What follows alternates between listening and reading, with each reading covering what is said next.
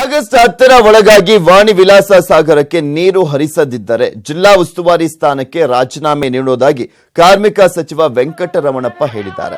ನಿನ್ನೆ ರಾತ್ರಿ ಚಿತ್ರದುರ್ಗದಲ್ಲಿ ಭದ್ರಾ ಮೇಲ್ದಂಡೆ ಯೋಜನೆ ಕಾಮಗಾರಿ ಶೀಘ್ರ ಮುಗಿಸುವಂತೆ ಆಗ್ರಹಿಸಿ ವಕೀಲರು ಕೈಗೊಂಡಿದ್ದಂತ ಪ್ರತಿಭಟನೆಯಲ್ಲಿ ಸಚಿವ ವೆಂಕಟರಮಣಪ್ಪ ಭಾಗಿಯಾಗಿದ್ದರು. ಈ ವೇಳೆ ಮಾತನಾಡಿದ ಅವರು ಆಗಸ್ಟ್ 10ರೊಳಗೆ ವಾಣಿ ವಿಲಾಸ ಸಾಗರಕ್ಕೆ ನೀರು ಬರೆದಿದ್ರೆ ಜಿಲ್ಲಾ ಉಸ್ತುವಾರಿ ಸಚಿವ ಸ್ಥಾನಕ್ಕೆ ರಾಜೀನಾಮೆ ನೀಡುವುದಾಗಿ ಹೇಳಿದ್ದಾರೆ.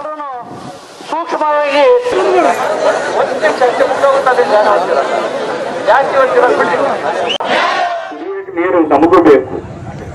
ಆ ತೋಟ ಒಣಗಿರೋದು ನೋಡಿದ್ರೆ ಜೀವನದಲ್ಲಿ ರೈತರಿಗಿಂತ ಪರಿಸ್ಥಿತಿ ಬರಬಾರದು ಅಂತಕ್ಕಂಥದ್ದು ಮನಗಂಡಿತ್ತು. ಯಾಕೆಂದ್ರೆ ನಾನು ರೈತನೇ, ದಿನ ಬೆಳಗ್ಗೆ ಆ ಕಷ್ಟವನ್ನು ನಾನು ನೋಡ್ತೀನಿ, ಪ್ರಾಮಾಣಿಕವಾಗಿ ಪ್ರಯತ್ನ ಮಾಡ್ತಿದ್ದೆ. ನಿಮ್ಮ ಪರವಾಗಿ ನನ್ನ ಹೋರಾಟನೂ ಇದೆ. ನೀವು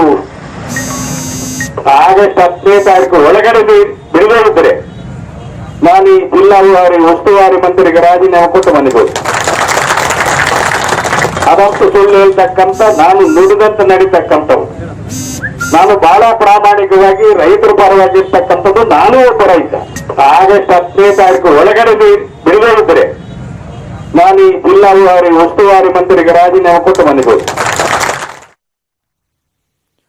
ಅವರಿಬ್ಬರ ಮಧ್ಯೆ 4 ವರ್ಷದ ಪ್ರೀತಿ ಪ್ರೇಮ ಇತ್ತು. ದೇವಸ್ಥಾನದಲ್ಲಿ ಗುಪ್ತವಾಗಿ ಮದುವೆಯೂ ಕೂಡ ಆಗಿತ್ತು. ಆದರೆ ಬೇರೆಯವರೊಂದಿಗೆ ಮದುವೆಯಾಗಿ ಗಂಡನ ಮನೆಗೆ ತಳ್ಳಿದ್ದಾಕೆಯನ್ನ ಬಲವಂತವಾಗಿ ಕರೆತಂದ ಈ ಪ್ರಿಯಕರ ಇದೀಗ ನಡು ನೀರಲ್ಲಿ ಕೈಬಿಟ್ಟು ಪರಾರಿಯಾಗಿದ್ದಾನೆ.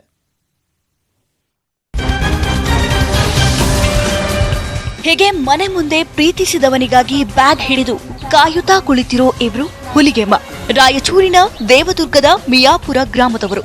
ಚಿಕ್ಕಬುದೂರು ಗ್ರಾಮದಲ್ಲಿನ ತನ್ನ ಪ್ರಿಯಕರನ ಮನೆ ಮುಂದೆ ಪ್ರಿಯಕರನಿಗಾಗಿ ಕಾದು 4 ದಿನಗಳಿಂದ ಹೋರಾಟವನ್ನ ನಡೆಸುತ್ತಿದ್ದಾಳೆ. ಚಿಕ್ಕಬುದೂರು ಗ್ರಾಮದ ರಾಜಶೇಖರ್ ಹಾಗೂ ಹುಲಿಗೆಮ್ಮ 4 ವರ್ಷಗಳಿಂದ ಪ್ರೀತಿಸುತ್ತಿದ್ರು. ಹುಲಿಗೆಮ್ಮ ಪೋಷಕರು ಬೇರೆ ಯುವಕನೊಂದಿಗೆ ಮೇ 31ರಂದು ಮದುವೆ ಮಾಡಿಕೊಟ್ಟಿದ್ರು. ಮದುವೆಯಾದ ಕೆಲವೇ ದಿನಗಳಲ್ಲಿ ಹುಲಿಗೆಮ್ಮಳನ್ನ ಗಂಡನ ಮನೆಯಿಂದ ಕರೆದುಕೊಂಡು ಬಂದ ರಾಜಶೇಖರ್ ತನ್ನ ಮನೆಗೆ ಕರೆದೊಯ್ದೆ ಅರ್ಧ ದಾರಿಯಲ್ಲೇ ಬಿಟ್ಟು ನಾಪತ್ತೆಯಾಗಿದ್ದಾರೆ. ಅವನು ಅಲ್ಲೇ ಮಿಯಾಪುರದಾಗ ಅಂಗಡಿ ಇಟ್ಕೊಂಡಿದ್ನ ರೀ. ಅಲ್ಲಿ ಪರಿಚಯ ಆಗ್ಯದ್ರಿ. 4 ವರ್ಷಲಿದ್ದ ರಾಜಶೇಖರ್ ಅವ್ರಿಗೆ ನನ್ ಪರಿಚಯ ಆಗ್ಯದ್ರಿ. ನನ್ನ ಕೂಡ್ಲೂರಿಗೆ ಕೊಟ್ಟದ್ರಿ. ಮದ್ವಿ ಮಾಡಿ ಕೊಟ್ಟಾರ್ರಿ. ಎಲ್ಲ ನಮ್ಮ ಅಕ್ಕವರು ನಮ್ಮ ಮಾಮವ್ರೆಲ್ಲ ಸೇರಿ ಮದ್ವಿ ಮಾಡಿ ಕೊಟ್ಟಾರ್ರಿ.